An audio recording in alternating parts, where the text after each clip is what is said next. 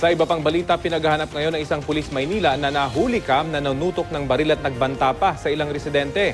Dati na raw inirereklamo ang abusadong pulis na naaharap din pala sa patong-patong na kasong may kinalaman sa iligal na droga. Balitang hatid ni Isay Reyes. Pasado alas 12 ng tanghali noong Biyernes, October 9, makikita sa CCTV footage na ito na papalabas ng eskinita ang lalaking nakasombrero. May hawak na baril habang palingon-lingon pa sa mga taong kanyang dinadaanan. Kinilala ang lalaking si PO2 Manuel Fuentes na isa umanong pulis Maynila. Ilang minuto bago ang tagpong ito, tinutukan umano ng baril ng pulis si Oscar Milencio, residente ng Barangay 232, Zone 21, Tondo, Maynila. Ayon kay Milencio, nanonood lang daw siya ng TV nang biglang dumating si Fuentes kasama ang kanyang kaibigan si Alias Kulit. Ang sabi raw ng pulis, bili ka ng, kuha ka ng shabu. Tira tayo. Sabi ko, wala akong alam dyan eh. Hanggang na nagkaroon kami ng pagtatalo nung Alias Kulit. Dito na raw nagtalo si Milencio at si Alias Kulit. Hindi raw niya mapagbigyan ang gusto ng dalawa, kaya't biglang uminit ang ulo ng pulis hanggang nagsimula ng magbanta.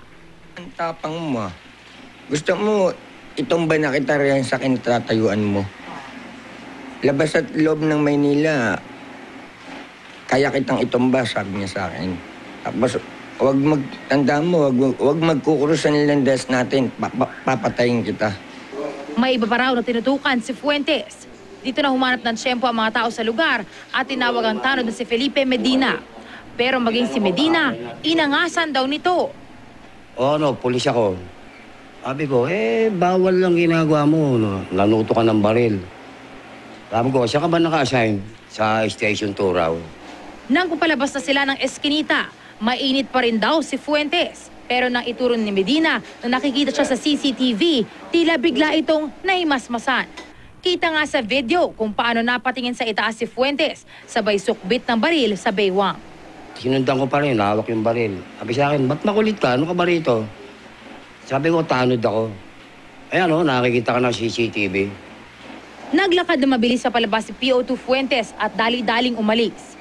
Ayon sa Station 2 ng Manila Police District, sandali lang na namalagi sa kanila si Fuentes. Hindi raw ito ang unang pagkakataon na nanutok na ng baril dahil may mga nagreklamo na rin laban sa kanya dati. Bukod dito, naharap din daw sa patong-patong na kaso ukol sa droga si Fuentes. Hanggang ngayon, pinaghahanap pa rin ng awtoridad si Fuentes. Isay Reyes, GMA News.